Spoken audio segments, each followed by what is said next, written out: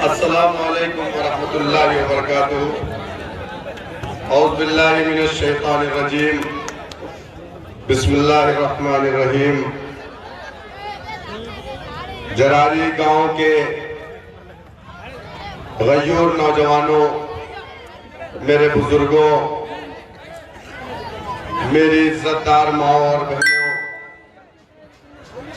शहनशीन पे तशरीफ फरमा मजलिस इत्तेहादुल मुस्लिमीन के कौमी तर्जुमान साबिक मिलने भाई कल्ला शेर महाराष्ट्र जनाब वारिस पठान साहब, साबिक mayor Hyderabad, corporator Mehdipatnam division, West Bengal, Bihar, Jharkhand, Uttar Pradesh के प्रभारी जनाब माजिद हुसैन साहब, प्रदेश महासचिव डॉक्टर पवन राव अम्बेडकर साहब, जिला सदर जनाब मोहम्मद अकरम साहब, कन्नौज जिला सदर जनाब इशरत खान साहब,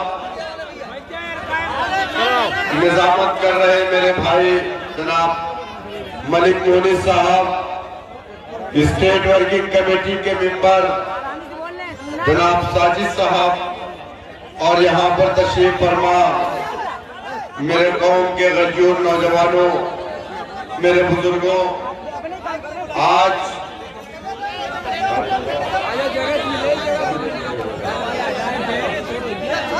थोड़ा खामोशी से सुन ले भाई साहब। वक्त अपना स्टेज के लोग जहां खड़े बैठ जाए, आप लोग बैठ जाए भाई साहब, बैठ जाए प्लीज। आप लोग पीछे हट जाए तो बैठ जाए, तो आप लोग पीछे आ जाए। वक्त बहुत कम है, असर की अजान में ज्यादा वक्त नहीं है और मगरिब से पहले हम लोगों को प्रोग्राम को खत्म करना है। 2022 का इलेक्शन विधानसभा के अंदर आपको मालूम है 2017 में आपकी जो ये भोजपुर विधानसभा है, मजलिस इत्तेहादुल मुस्लिमीन लड़ी थी या नहीं लड़ी थी? आप जानते हैं हम नहीं लड़े थे। कौन जीता यहाँ पर? कौन जीता बोलिएगा? किसने फायदा पहुंचाया बीजेपी को? किसने जिताया बीजेपी को? हम पर इल्जाम लगाने वालों, हमको बीजेपी की बी टीम कहने वालों, 2019 का पार्लियामेंट का इलेक्शन उत्तर प्रदेश में मजलिस इत्तेहादुल मुस्लिमीन नहीं लड़ी थी। 2017 में भोजपुर की विधानसभा मजलिस इत्तेहादुल मुस्लिमीन नहीं लड़ी थी। यहां से 19 में भी भाजपा जीती और 2017 में भी भाजपा जीती। तो हम पर इल्जाम क्यों? भाई अगर समाजवादी पार्टी के लोगों के घरों की मुर्गियां अंडा ना दे, उनकी बकरियां बच्चा ना दे, उनके घरों में शादियां ना हो या उनको बच्चे ना हो, तो उसकी भी जिम्मेदार मजलिस इत्तेहादुल मुस्लिमीन।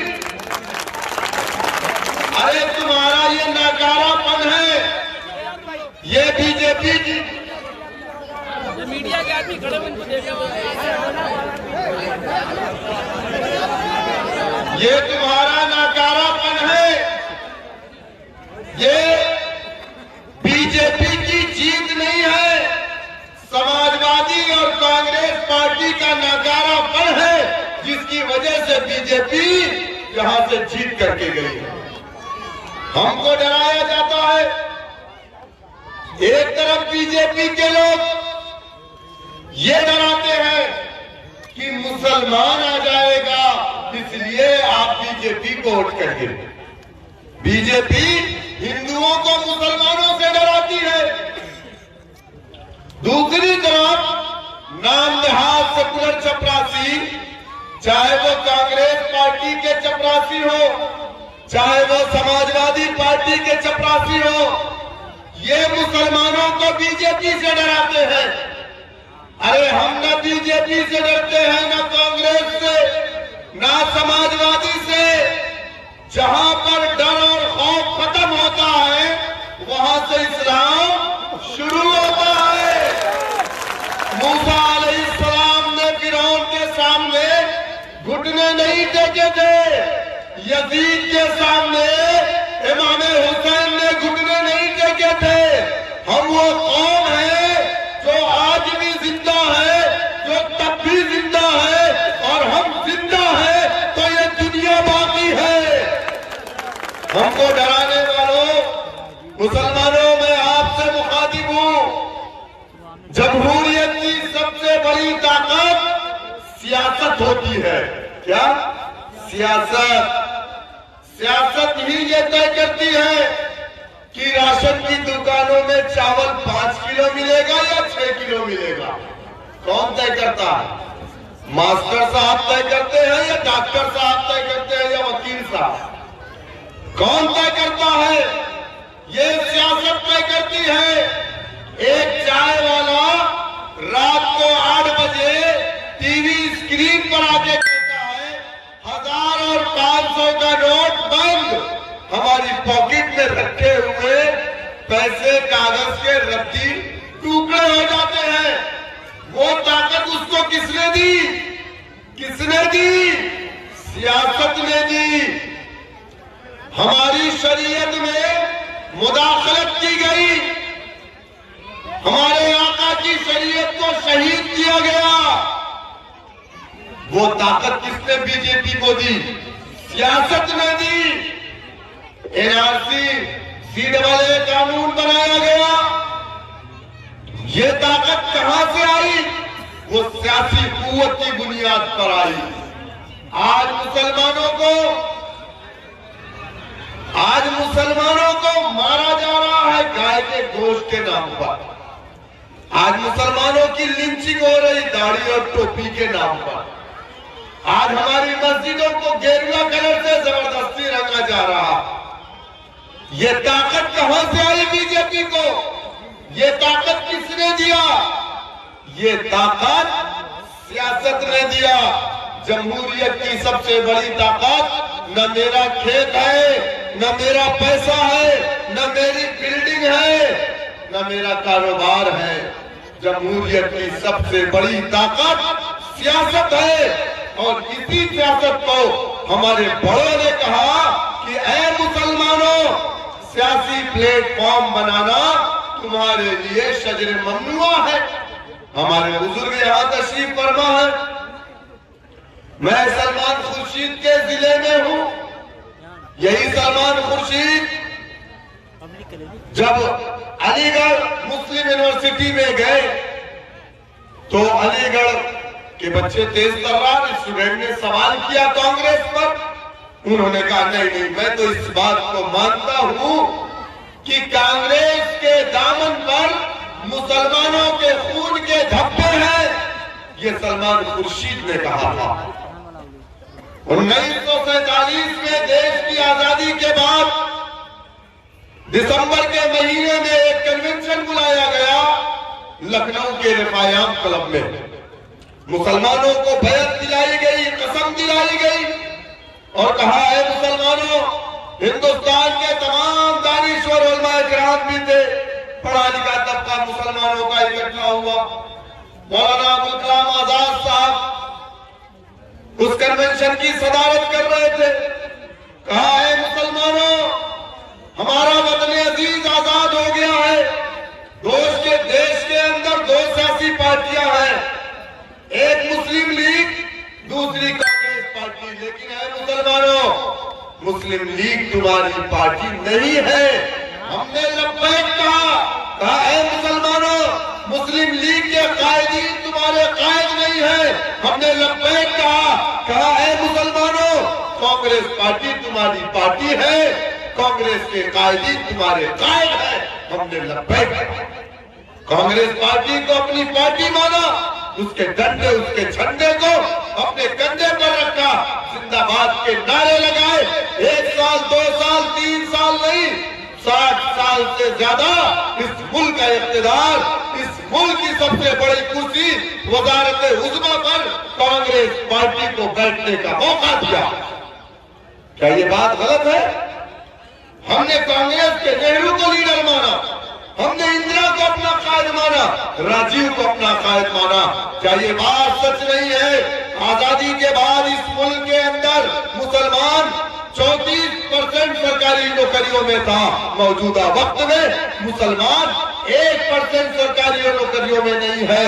उसका जिम्मेदार कौन है? बताओ मुझे। अगर तुम्हारे कानों तक मेरी आवाज जा रही है, कांग्रेस पार्टी के चपरासियों, समाजवादी पार्टी के नौकरों, बताओ कि अगर आज मुसलमान 1% सरकारी नौकरी में नहीं है तो उसका जिम्मेदार कौन? 1992 में बाबरी मस्जिद शहीद हुई। इस मुल्क के अंदर 1 2 3 दंगे नहीं हुए कांग्रेस की हुकूमत में। 2002 का दंगा नरेंद्र मोदी की हुकूमत में हुआ, मुसलमानों का कत्लेआम हुआ अहमदाबाद की सड़कों पर। लेकिन 1963 के दंगे की बात नहीं होती, जो कांग्रेस की हुकूमत में 5000 मुसलमानों का कत्लेआम अहमदाबाद की सड़कों पर हुआ, उसकी भी बात होनी चाहिए। हाशिमपुरा के अंदर 47 मुसलमानों को कांग्रेस की हुकूमत में रात को रमजान के महीने में उठा करके ले जाकर के गंज नहर पे मार दिया गया। बाबरी मस्जिद का ताला खुला, किसकी हुकूमत थी? बाबरी मस्जिद के अंदर मूर्तियां रखी गई, किसकी हुकूमत थी? बाबरी मस्जिद का शिलान्यास हुआ, किसकी हुकूमत थी? बाबरी मस्जिद को तोड़ दिया गया 1992 में, किसकी हुकूमत थी? बताएं मुझे। ये कांग्रेस मुसलमानों के लिए खूनी पंजे का निशान के अलावा कुछ नहीं। सबसे ज्यादा अगर ब्राह्मणवाद कहीं पर है इस मुल्क के अंदर, गंगा जमुनी तहजीब को तार तार अगर किसी ने किया है तो उस पार्टी का नाम कांग्रेस पार्टी है। कांग्रेस पार्टी ने अपने दौरे हुकूमत में आरएसएस के कैंपों को अगर बंद कर दिया होता, आरएसएस पर बैन लगा दिया होता, तो खुदा की कसम इस मुल्क के अंदर फसादात न होते। लेकिन इस मुल्क में कांग्रेस पार्टी ने आरएसएस को पनपने दिया। आरएसएस की मां है कांग्रेस, आरएसएस को जन्म देने वाली पार्टी का नाम है कांग्रेस। जब ये बेटा बड़ा हो गया तो फिर क्या हुआ? उस बेटे ने भी एक जन्म दे दिया, अपना बेटा पैदा किया, उसका नाम रखा भाजपा, भारत चलाओ पार्टी, वो बीजेपी। तो अब आरएसएस का बेटा बीजेपी है तो बेटा मां के साथ नहीं बल्कि अपने बेटे के साथ है, बाप बेटे एक साथ है। अगर कांग्रेस ने बाबरी मस्जिद के ताले को खोला ना होता तो बाबरी मस्जिद राम मंदिर का इशू ना होता। और इस मुल्क के अंदर बीजेपी को इशू देने वाली पार्टी का नाम कांग्रेस पार्टी। आप बताइए मुझे, 1992 में बाबरी मस्जिद शहीद हुई, मुसलमान कांग्रेस पार्टी से नाराज हुआ, मुसलमानों ने कांग्रेस को तलाक दे दिया। उत्तर प्रदेश में आज तक कांग्रेस की हुकूमत तब से नहीं बनी। 92 में मुलायम सिंह यादव इटावा की सरजमीन से निकले, जबकि हम और आप जानते हैं कि इस देश के अंदर सबसे ज्यादा धोखा देने वाला समाज जो आधा लीटर दूध में आधा लीटर पानी मिलाता है, बावजूद उसके मुलायम सिंह यादव को हमने अपना नेता माना। यहां मुझे लग रहा है उलमाए किराम भी मौजूद है, उलमाए किराम भी मौजूद है। कुरान ने क्या कहा? मीज़ान, अल्लाह ने कहा हमने मीज़ान तय कर दिया। नाप तौल में कभी भी गलत मत करना। मिलावटखोरों को हमने अपना लीडर माना, सेकुलरिज्म के नाम पर समाजवादी पार्टी को अपनी पार्टी माना, मुलायम सिंह को अपना नेता माना। हमने मुलायम सिंह को मौलाना मुलायम सिंह यादव कहा। हमने बीजेपी फासिस्ट ताकतों को रोकने के लिए समाजवादी पार्टी का साथ किया। आप बताइए मुझे, Sachar committee, Ranganath Mishra commission, Kundu commission, Mahmoodur Rahman committee, Gopal commission की रिपोर्ट कहती है कि हिंदुस्तान का मुसलमान दलित से बढ़ता है। कौन है जिम्मेदार? 7% यादव उत्तर प्रदेश के अंदर, 20% मुसलमानों ने यादव को अपना नेता माना, हुकूमत बनाई। एक बार, दो बार, 3 बार नहीं, 4 मरतबा हमने हुकूमत बनाई। हमें और आपको क्या मिला?